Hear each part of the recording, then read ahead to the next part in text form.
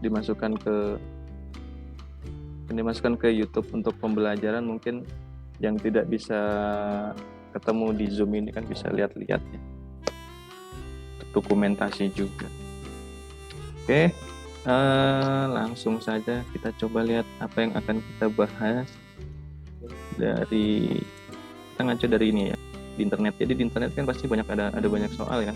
Nah, soal-soal ini terkait dengan bahasan kita juga bisa, yaitu bab 1 tentang interaksi antar ruang, khususnya di Indonesia, tentang manusia, tempat, dan lingkungan, tentang keindonesiaan ya.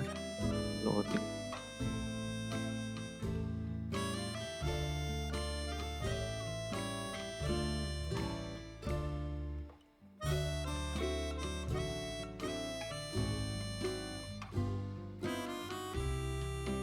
Oke, baik. Ini udah ngacak sih bahasannya, pokoknya di bab 1 itu bisa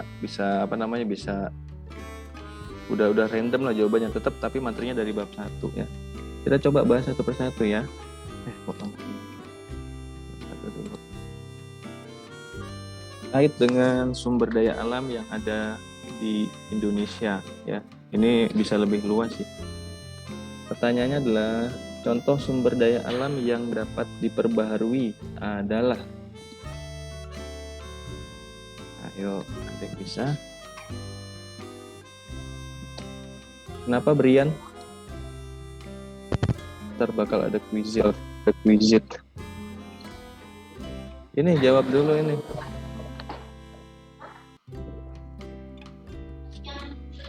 Yang dapat diperbaharui.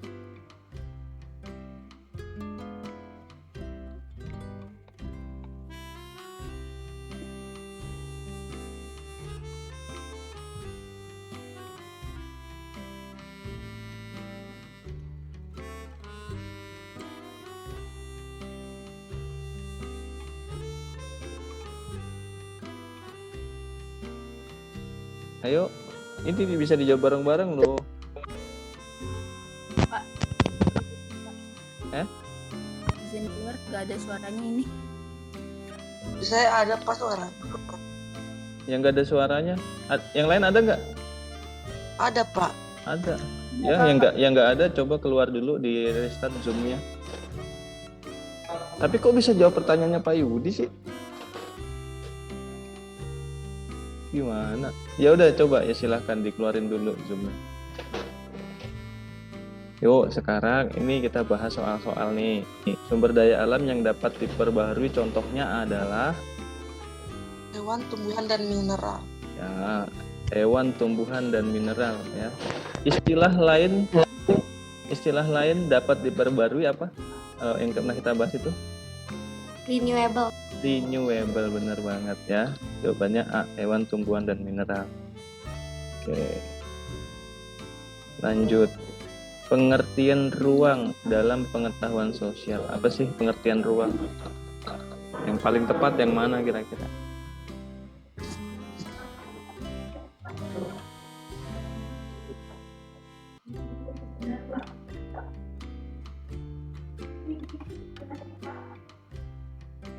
Yang udah punya jawaban boleh pede aja, ini kan tidak ada dinilai ya, jadi ini kan proses biasa. Kalau yang sebelah ini, kiri atas itu A, bawah B, kanan atas C, kanan bawah D. Jadi tinggal sebut aja A, B, C, atau D jawabannya ya.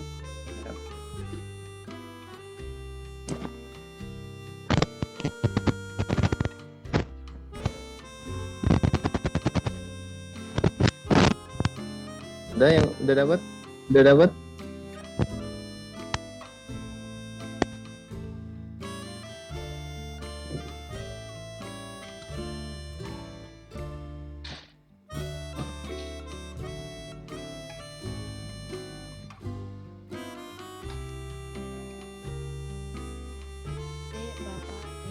Ya, benar banget. Ini lebih lengkap ya. D jawabannya. Tempat di permukaan bumi baik secara keseluruhan maupun sebagian yang digunakan makhluk hidup untuk tinggal. Ini yang paling lengkap. Yang di sini tempat tinggal manusia ini hanya manusia saja, padahal ruang juga ditempati oleh makhluk hidup yang lain. Alam semesta ini terlalu luas, bahkan bisa sampai ke planet-planet lain, ya kan. Tempat di permukaan bumi yang menjadi hunian makhluk hidup ini juga benar tapi kurang tepat karena hanya di permukaan bumi saja, ya. Tapi di sini yang lebih tepat, permukaan bumi secara keseluruhan maupun sebagian. Oke, next, lanjut. Terjadinya interaksi antar ruang ditunjukkan oleh faktor berikut. Ada 3 ya, yang nomor berapa aja kira-kira? 1 masuk nggak?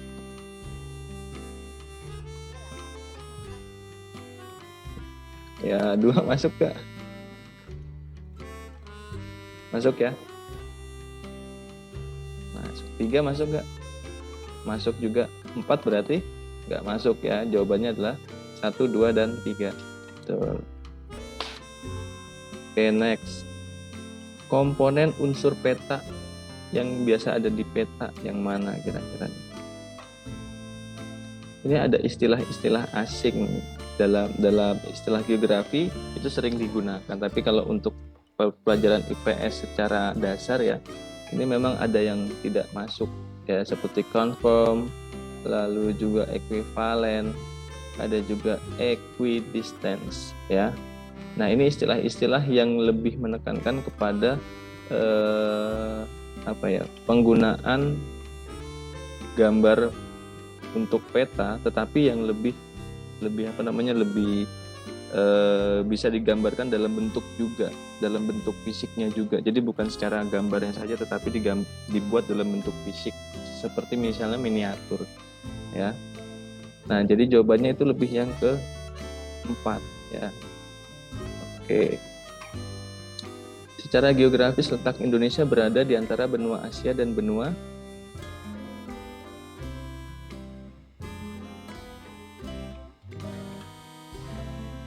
Indonesia terletak di antara benua Asia dan benua Australia. Ini Pak Yudi kan minta kalian jawab, dinyalain aja video kamera, dinyalain aja suaranya. Pak Yudi nanya sendiri, jawab sendiri. Luas daratan Indonesia jika dibandingkan dengan negara Amerika Serikat, maka yang mana yuk, di buku kayaknya ada deh. Halaman 22. 22 gambar pojok kiri bagian atas. Ada Indonesia, ada United States atau Amerika Serikat. Nah, kira-kira yang masuk yang mana nih?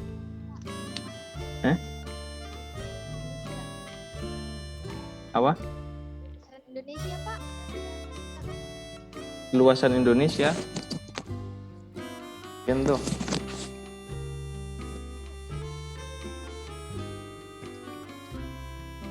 Luas itu kan bisa panjang kali lebar ya.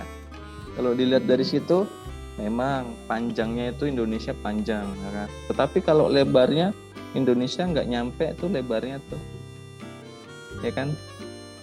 Kalau secara luas kan berarti panjang kali lebar, ya kan? Harus panjang dan lebarnya juga harus bisa dibandingkan. Nah, kira-kira luas Amerika Serikat pasti ya kan di situ. Nah, lalu yang masuk yang mana ini jawabannya kira-kira? Udah ada jawabannya itu tadi. Amerika Serikat lebih luas daripada Indonesia, ya. Oke, next. Daerah yang menjadi tempat tumbuh hutan mangrove. Kalian pasti pernah melihat hutan mangrove ya? Biasanya hutan mangrove itu ada di mana sih?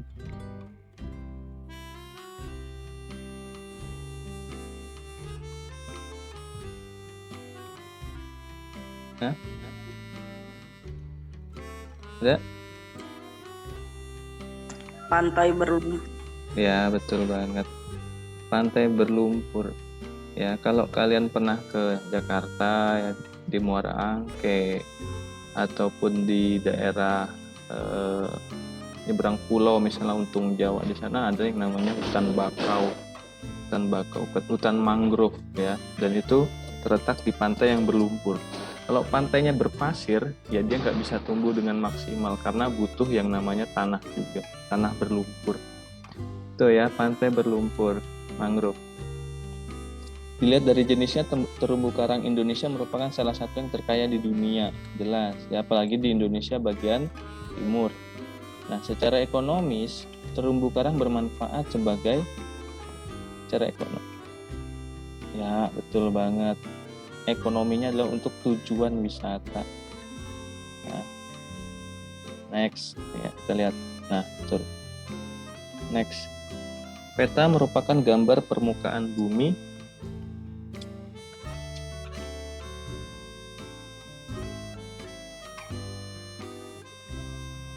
ya pada bidang datar dengan skala tertentu. Betul.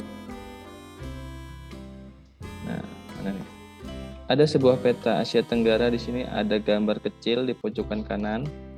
Kira-kira tanda panah yang menunjukkan tanda ini nih, kira-kira maksudnya apa sih? Komponen petanya apa sih?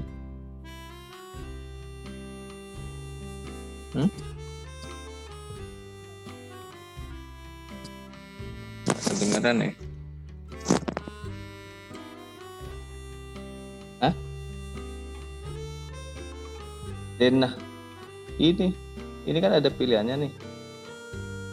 Kira-kira pilihannya yang mana jawabannya? Inset. Iya, inset ya. Kalau orientasi itu lebih kepada arah mata anginnya utara biasanya. Ya, kalau legenda itu biasanya di sini, di pojok kiri nih, atau pojok kanan biasanya. Ya. Kalau indeks itu biasanya nomor-nomor kode petanya. Nah, kita lihat inset jawabannya. Betul ya? Next. Ada 5 pernyataan. Nah, pernyataan mana yang dipengaruhi oleh letak Indonesia secara astronomis? Coba dilihat dulu nomor berapa. Ada 2 jawabannya. Akibat letak Indonesia secara astronomis, maka Indonesia yang mana saja?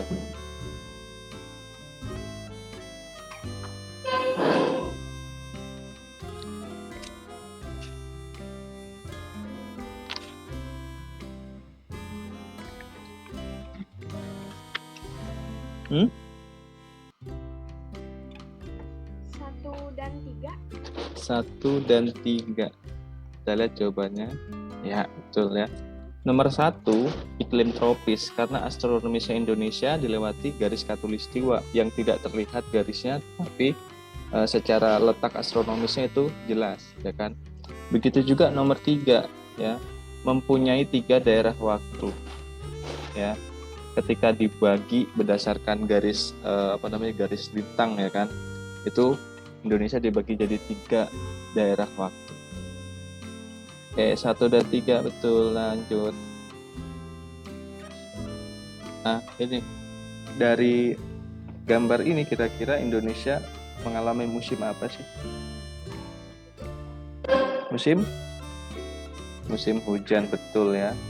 Kalau ini jawabannya salah nih ya, musim kemarau. Kalau musim kemarau berarti musonnya adalah muson. Ini muson barat atau muson timur ya ini ya? Timur, Pak. Timur sih. Ini jawabannya disembunyiin dulu. Iya, nih lihat. Ini Indonesia. Anginnya bertiup dari mana? Hah? Dari Eropa, Pak. Eropa. Eropa di mana? Ini Indonesia. Dia bisa baca mata angin, Pak. Hah? Kenapa? Enggak. Nggak bisa baca mata angin. Masa sih? Indonesia. Kalau ini lihat mouse Pak Yudi nggak? Kelihatan. Yang Pak Yudi tunjuk di sini arah mana? Mata anginnya? Utara. Oh, Barat. Barat. barat. sebelah sini utara, ya kan. Nah, Indonesia ketika ada garis-garis seperti ini disebutnya muson barat, ya. Muson barat, tidak ada yang namanya muson utara, ya. Jadi muson barat bertiup dari benua Asia. Asia tuh di sini nih, ini kan Malaysia, ada Thailand dan lain sebagainya. Bertiup dari sini, ya kan, di sini. Membawa musim hujan. Tadi Pak Edi bilang di sini jawabannya kurang tepat, ya, salah ini. Sedangkan musim kemarau itu ketika angin muson timur. Timur itu dari sini ke arah sini ke Indonesia, ke arah utara sini ke arah barat. Berasal dari mana? Dari benua Australia angin muson timur itu. Di Australia itu wilayahnya gersang, panas. Jadi ketika angin muson bertiup, muson timur bertiup, maka membawa panas sampai ke Indonesia dan membawa musim kemarau. Seperti itu, ya. Next. Interaksi antar ruang yang berwujud pergerakan manusia disebut pergerakan manusia. Ya, pergerakan itu artinya berpindah-pindah, tidak di satu titik saja. Ada? Mobilitas. Betul, mobilitas penduduk, ya, karena mobile, selalu berpindah, selalu bergerak. Ini jawabannya betul, mobilitas penduduk. Next. Gambar tersebut menunjukkan interaksi sosial yang saling melengkapi, betul. Next. Dari daerah Kalimantan dan Papua, bagian timur mempunyai flora yang khas, salah satunya berupa titik-titik dan mempunyai karakteristik titik-titik. Nah, ini ya, ini agak membingungkan karena mungkin pembahasannya sedikit dulu. Di sini ada hutan musim gugur. Di Indonesia tidak ada musim gugur, ya. Ada stepa, banyak rumput. Nah, di Indonesia juga ada stepa, tetapi tidak terdapat di daerah Kalimantan dan Papua, ya. Di Indonesia juga ada sabana. Ini bukan sabanam, ya, tapi sabana. Nah, sabana ini biasanya juga ada di daerah Jawa, ya. Itu paling banyak. Lalu di daerah Kalimantan dan Papua itu tidak banyak, ada tapi tidak banyak. Nah, di sini ada hutan hujan tropis. Di Kalimantan dan Papua, hutan hujan tropis masih banyak terdapat di sana, ya. Karena kalau dilihat secara populasi penduduk di Papua dan di Kalimantan itu mendukung kelestarian hutan hujan tropis. Berbeda seperti di Jawa yang sudah banyak populasinya. Dan juga mempunyai kanopi yang tebal. Kanopi itu apa sih? Kanopi itu ya sebuah pohon itu pasti memiliki daun-daun ataupun batang yang sangat rimbun, dan di situ disebut dengan kanopi. Jadi dia menutupi tanah, menutupi bagian bawah dengan rimbunnya pohon-pohon tersebut. Nah, jadi bisa dikatakan bahwa hutan-hutan di daerah Kalimantan dan Papua itu memiliki tingkat kerimbunan atau kelebatan yang memang sangat tinggi, ya. Bahkan kalau misalnya kalian pernah lihat foto-foto batang-batang pohon di daerah sana itu ada yang ketika untuk lingkarannya ya itu harus dipeluk oleh orang yang lebih dari 2 atau 3 orang karena saking besarnya. Seperti itu. Oke ya, jawabannya yang ini. Next. Fauna wilayah Indonesia yang termasuk bagian tengah. Bagian tengah. Tengah itu ada Sulawesi, ada Nusa Tenggara juga.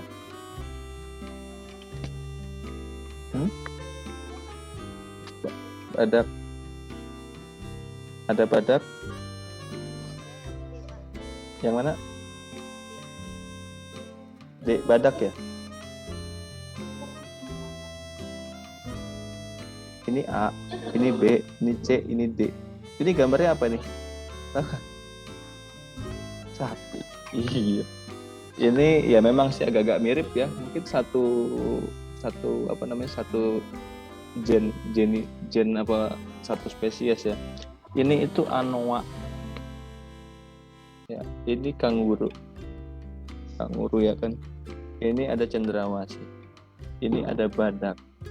Ya. Anoa itu lebih sering ditemukan di daerah Sulawesi, ya kan. Berarti ini masuk flora fauna bagian Indonesia Tengah. Sedangkan kalau kanguru itu ada di tipe Australis, tipe Australis atau Indonesia bagian timur. Sama seperti ini. Ini burung apa ini? Cendrawasih juga ada di Indonesia Timur atau tipe Australis. Sedangkan yang terakhir ini badak, identik dengan badak bercula 1 yang ada di Jungkulon. Masuknya tipe Asiatik. Jadi jawabannya adalah yang A. Itu ya. Oke. Lanjut. Fauna Indonesia bagian tengah memiliki ciri khusus yang berbeda. Contoh fauna peralihan di bawah ini kecuali. Nah, tadi sama. Kecuali. Tadi udah disebutin loh. Yang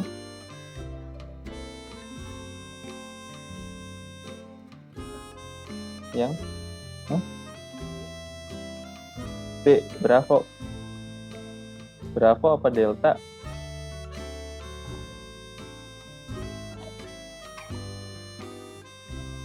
Contoh fauna peralihan. Peralihan itu kan di tengah ya anak-anak ya. Di tengah itu kan ada Sulawesi, ada Nusa Tenggara juga ya. Nah, hewan-hewan ini yang tidak termasuk di dalam tipe peralihan yang mana? Ini ada hewan apa nih? Kadau. Kodomo, komodo, komodo. Ini tadi apa tadi? Anoa ya kan tadi bilang. Ini tadi apa nih? Badak. Ini ada yang tahu mungkin? Kuskus. Iya, kus. Ya. Badak tadi ada di mana tadi badak? Kulon. Ada di barat, Indonesia bagian barat. Berarti jawabannya adalah yang D ini. Karena ini tipenya adalah tipe Indonesia bagian barat, ya. Itu. Next. Fungsi ekologis hutan mangrove. Ekologis. Ekologi, bukan ekonomi ya, ekologi.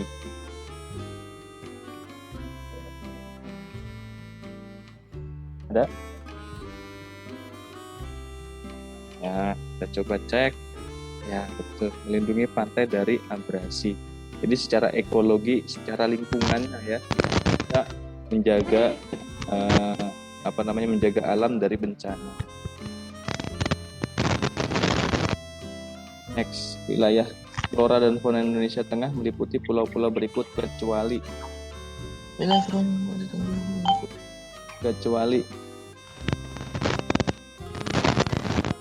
tadi kan bilang yang di tengah tuh, tipe peralihan itu tipe tengah tuh. Sulawesi masuk ya kan?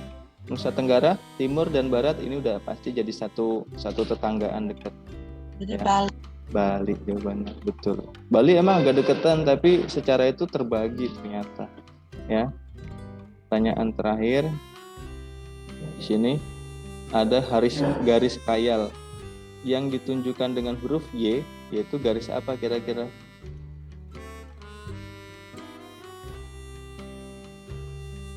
Y itu yang ini nih. Ting. Coba dilihat di bukunya. Mana sih? Kayaknya ada gambarnya waktu itu deh. Udah nemu belum?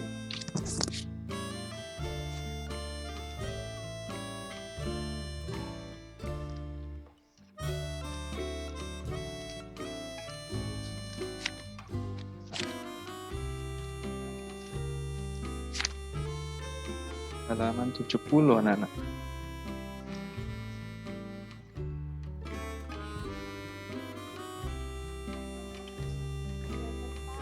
Ya, garis Weber. Garis Weber memisahkan Indonesia daerah mana dengan daerah mana?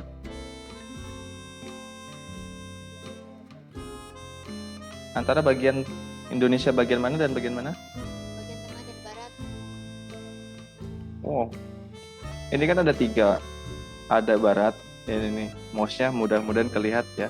Barat, tengah, timur. Weber nih garisnya nih Weber nih. Kira-kira dia memisahkan antara apa sama apa? Indonesia apa dengan Indonesia apa? Indonesia bagian tengah dengan Indonesia bagian timur. Betul, Indonesia tengah dan timur. Berarti yang garis X ini garis apa? Wales. Wales. Garis Wales memisahkan antara apa sama apa? Indonesia barat dan Indonesia Indonesia tengah. Ya, betul ya. Itu menurut apa namanya pembagian faunanya ya, hewan-hewannya.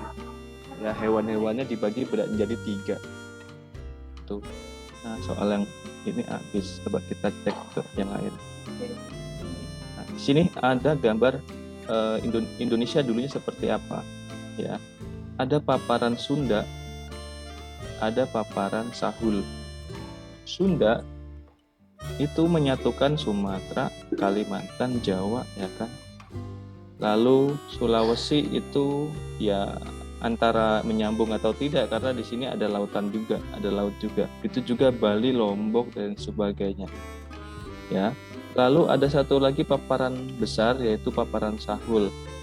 Ini yang putih-putih ini nih juga dulu adalah daratan nih. Kalau sekarang kan udah bukan daratan melainkan lautan. Ya. Lalu Papua Nugini di sini juga menyatu dengan Australia, ya. Seperti itu. Nah, lalu seiring perkembangan waktu yang tidak sebentar ya, puluhan ribu tahun, maka terjadilah pencairan es. Mencairnya es itu menyebabkan naiknya permukaan air laut. Air laut semakin banyak. Ketika air laut semakin banyak, otomatis banyak daerah-daerah yang rendah menjadi tenggelam. Ya toh? Nah, seperti kalau kalian sadari sekarang, pantai-pantai di Pulau Jawa, khususnya di daerah Pantura, pantai utara Jawa, itu sudah banyak daerah-daerah pemukiman yang sudah terendam air laut.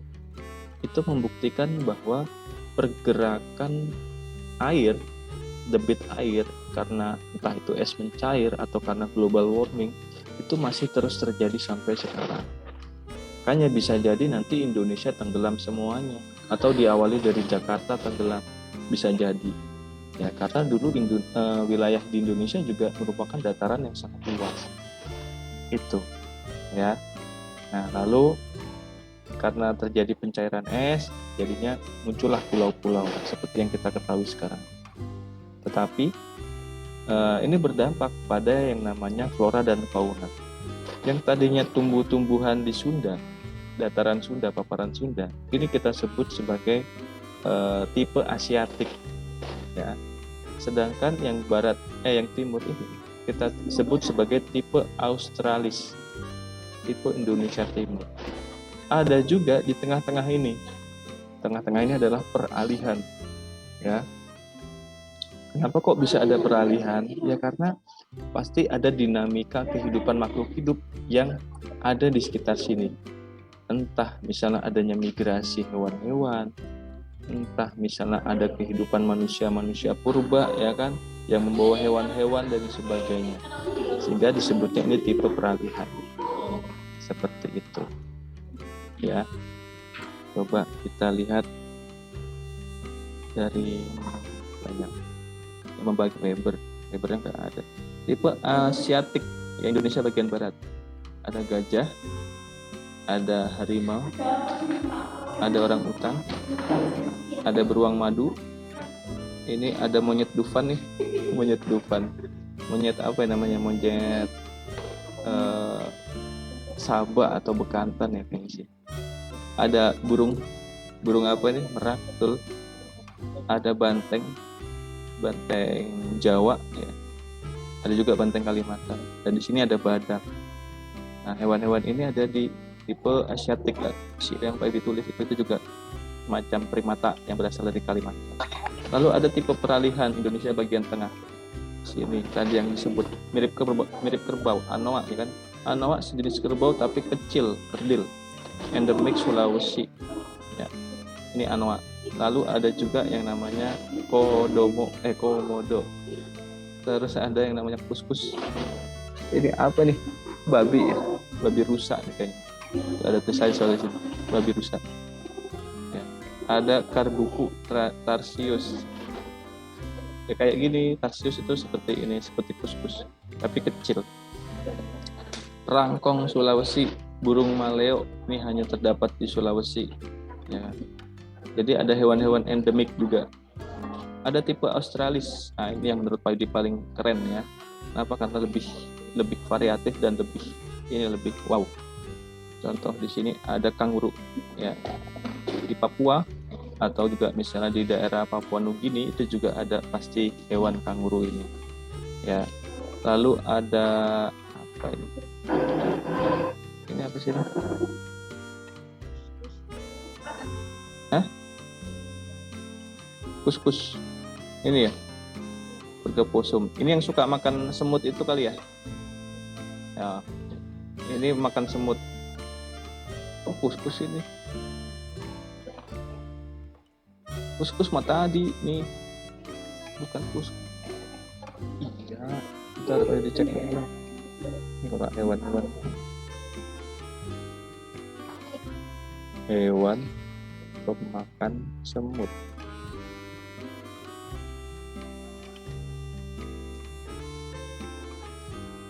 Apa namanya? Terenggiling. Kalau terenggiling itu dia ini apa? Ada kayak apa sih namanya tuh? Badannya tuh kayak ada perisainya, itu bukan terenggiling tuh. Anteater namanya sini. Pak, itu landak irian. Apa? Landak irian. Landak irian. Oke, landak irian. Coba kita cek landak irian. Landak irian mah itu atau ada itunya, budunya. Ya, tapi di sini dikatakan punya moncong panjang dan memakan semut. Nah, itu bisa jadi ya. Landak irian. Pemakan semut. Nah, ini burung cendrawasih. Terus ini burung apa kira-kira? Ini gambarnya ada nggak? Oh, misalnya ini tuh kalau makau, ini harusnya burung makau nih. Tapi seperti burung kakak tua juga ya. Seperti itu. Kalau burung kasuari kan di tanah dia, ya kan? Seperti itu. Oke. Coba kita lihat satu lagi di sini terakhir ya. Di sini ada peta Indonesia. Bisa disebutkan Indonesia sebelah utara batasnya mana saja?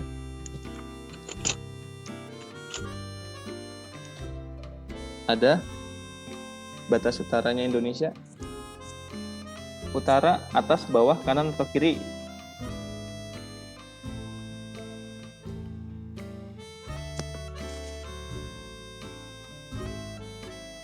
Waduh, kok susah banget ya. Coba ada yang bisa itu, timur, tenggara, selatan, barat, daya, itu ada?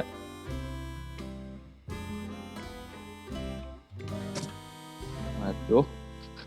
Lagu itu kan arah mata itu. Iya, arah mata angin. Bentar, ingat-ingat dulu. Atas. Atas ya. Coba nyanyi dulu lah.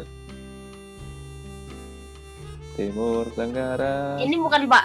Timur, tenggara, selatan, barat, daya, barat, laut, utara, timur, laut. Itu Iya. bukan, Pak. Iya benar. Nadanya tapi agak beda, nggak apa-apa ya. Tapi urutannya benar. Oke. Ya. Coba deh, masa arah mata angin aja nggak ini sih? Aku Waduh. udah inget, Pak. Timur, tenggara, ini yang tadi. Ya, pokoknya itu, Pak, lagunya. Gitu kan? Ya timur. Coba nadanya kalau dari Pak Yudi gini ya. Timur, tenggara, selatan, barat, daya, barat, laut, utara, timur, laut. Pak, Pak. Ini, Pak. Ayo. Timur, tenggara. Saya. Bentar Pak Yudi aba-aba. Dalam hitungan 3, dinyalain mic-nya. 3, 2, 1. Timur Tenggara, Selatan Barat Daya, Barat Barat Laut, Utara Timur Laut. Ada juga yang lain Pak lagunya yang tadi Jovan nyanyiin. Kayak gimana tuh? Timur Tenggara, Selatan Barat Daya, Barat Barat Laut, Utara Timur Laut. Ya kan Pak? Ya, nadanya berarti bisa beda, tapi liriknya sama ya. Pak Edi tunjuk di sini ya. Kira-kira mau siapa Edi nunjuk arah apa? Yang ini dulu yang gampang lah. Nih, arah apa matanginnya? Ini nih misalnya garis ini nih, garis utamanya ini nih. Ini arah utara. Ini, ayo cepet. Timur, ya kan? Ini selatan. Ini barat. Ini tadi apa tadi ini? Timur. Ke sini.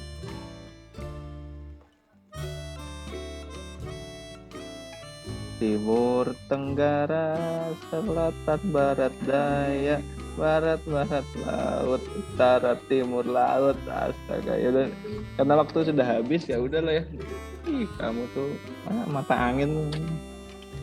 Ya udah gini. Yang penting arah mata angin utamanya tahu ya, nanti next time.